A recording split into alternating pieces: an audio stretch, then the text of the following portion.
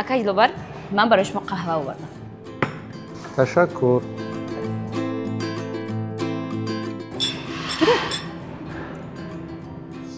Ваҳ, қин талх. Шакар аз меъёр зиёд зарар дорад. Барои чӣ? ҳоло дар барнома мегӯям. Хеле ҷолиб. дуруд дӯстони иззатманд, ҳамаи мо ҳар рӯз шакар истеъмол мекунем, махсусан субҳу шом ҳангоме ки сари дастурхон менишинем бо як пиёла чойи гармамон ва ё қаҳва дӯст медорем ки каме шакар илова кунем. баъзан ҳолатҳо хеле зиёд. ҳатто ҳастанд нафароне ки чойро бешакар наменӯшанд. акнун ба худ суол диҳед, бо истеъмоли барзиёди шакар ҳоли организми шумо баъди як муддат чӣ мешавад? биёед як чизро таҷриба кунед. ҳамин рӯз масалан шакар тамоман истеъмол накунед. наметавонед? шуморо мефаҳмам. шакар одамро вобастаи худ мекунад. мисли нӯшокиҳои газнок, қаҳва, ширинӣ ва сигор, шакар низ инсонҳоро вобастаи худ мекунад.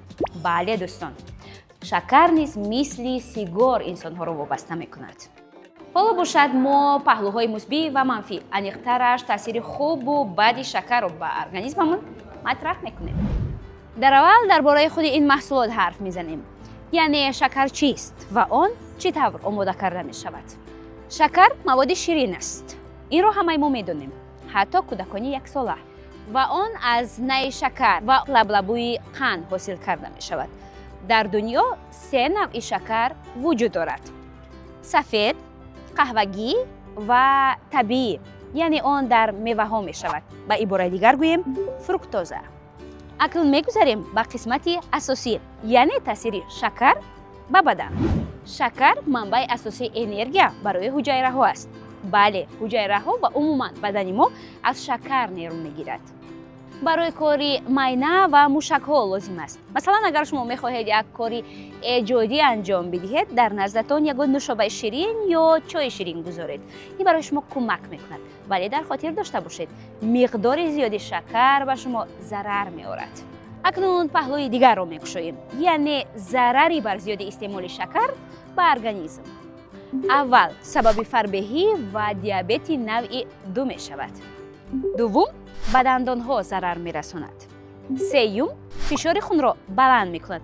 яъне барои онҳое ки фишорашон паст аст, ин манфиат дорад, вале барои онҳое ки фишорашон баланд аст, ҳолати саломатии шуморо бадтар мекунад. таъсири манфӣ ба пӯст ва иммунитет.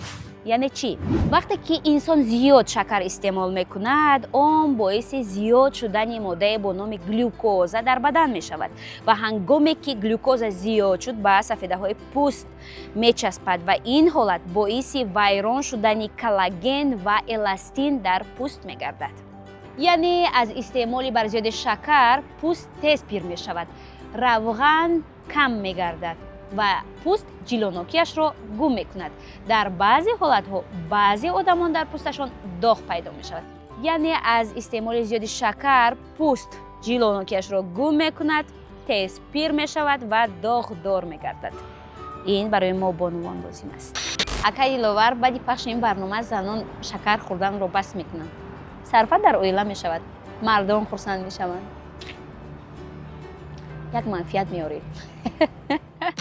хуб, таъсири шакар ба пӯстро гуфтем. ҳоло бошад таъсири он ба иммунитетро мегузарем. иммунитет системаест ки моро аз микробҳо, вирусҳо ва бемориҳо муҳофизат мекунад. аммо вақте ки шакар дар организм зиёд мешавад, ҳуҷайраҳои муҳофизатӣ, яъне лейкоцитҳо сустар кор мекунанд. тавонои организм барои мубориза бо микробҳо камтар мешавад. дар натиҷа мо зудтар зуком ва илтиҳоб мешавем. бинобар ин кӯдакоят тамоман ширинӣ додан лозим нест. инаш барои худат лозим, Зарина. ҳоло барои шумо як мисол меорам. вақте ки шумо як нӯшобаи ширинӣ истеъмол мекунед, организми шумо 5-6 соат заиф мешавад. акнун тасаввур кунед ки вақте кӯдакон як шоколадро ба пуррагӣ истеъмол мекунанд, ҳоли организми онҳо чӣ мешавад? мо ку аслан баъд аз гирифтани кӯдакон аз боғча ҳатман ки барои онҳо ширинӣ мехарем. агар ширинӣ нахарем, ба хона намераванд ё доду фиғон мебаранд. вале тоқат кардан ба доду фиғонашон беҳтар аст аз оне ки бемориашонро бубинем. ҳамин тавр не, акай диловар? و باز شکر در ارگانیسم کودکان باعث فعالنوکی زیادی آنها می شود. شاید میگوید که فعالنوکی خوب است. ما هیجان‌نوکی کودکان را در نظر داریم. آنها که کودکان زیاد دو تاز میکنند، بی‌پروا میشوند و حسیاتشان را بعضا اداره کرده نمیتوانند. وقتی کودکان زیاد شکر میخورند، مثلا شیرینی ها، شکلات، نوشاکی های شیرین، در خون آنها گلوکوز زیاد می شود. در نتیجه بدن برای اداره کردن آن گرمان یا خود انسولین میبرد. این تغییرات ناگهانی به بدن و مغز سر تاثیر میکند. در نتیجه کودک نیرو میگیرد ولی بعد از چند دقیقه هیجان‌ناک و بی‌آرام می شود. می تواند زیاد دو تاز کند، زیاد گپ زند، خنده و هم گریه بی سبب نماید. پس از این حالت کودک ناگهان خسته و خواب‌آلود می شود. خلاص از استعمال برزیاد شکر کودکان آرامی خود را از دست می دهند. خوب گوش نمی کنند، دو تاز زیاد می کنند، احساساتی می شوند و بعضا شبها بد خواب می کنند. حالا باشد یک چند دلیل جالب اطراف شکر پیشنهاد می کنیم. همه ساله در جهان تقریبا 110 میلیون تن شکر استحصال می شود. عصرهای میانه شکر در اروپا دارو حسابیده میشد و آن تنها در داروخانه ها فروخته میشد. این هم باشد از روی مقدار خیلی کم، یعنی از روی گرم. از اینجاست که تقریبا 200 سال قبل شکر را تنها شخصانی ثروتمند خریداری کرده می توانستند و شکر را آن زمان حتی طلای سفید نام می بردند. از روی استعمال شکر برزیلیا در دنیا مقامی لیدری دارد. شکر را در شکل چارکنجه که در زبان معمولی ما با نام قندی سفید معروف است، باری اول در چخیا سال 1843 استحصال کردند. حتی آنجا فعلا نیم پیکره قندی سفید گذاشته شده است. به حساب میانه سر یک نفر در یک سال 40 کیلوگرم شکر راست می آید. ولی جالب که دلآور من حقیقت چند نفر را میخورده باشم. تو این دم به نظرم 100 کیلوگرم میخوردگی. من از همین حساب ثروتمند نمیشدم. یک قطار تحقیقات‌های علمی نشان داده است که میل به شکر میتواند از نسل به نسل گذرد. زرینه گرنگم کردی. نفهمیدم. خلاصه شکر استعمال کنیم یا نکنیم؟ استعمال کنید ولی میاری. ولی در قهوه‌تان شکر ناندازید. سازمان جهانی تندرستی توصیه می‌دهد که کلانسالان در یک روز 6 قاشق شکر یعنی 20 گرم استعمال کنند. خردسالان یعنی کودکان باشند کمی کمتر 5 قاشق. نه قاشقچه. حالا باشد یک چند خصوصیت‌های ارگانیسم را میگویم که آن نشانه زیاد بودن شیرینی در خوراک‌های شما است. یکم، همیشه احساس کردن گرسنگی و زیاد شدن وزن در بدن.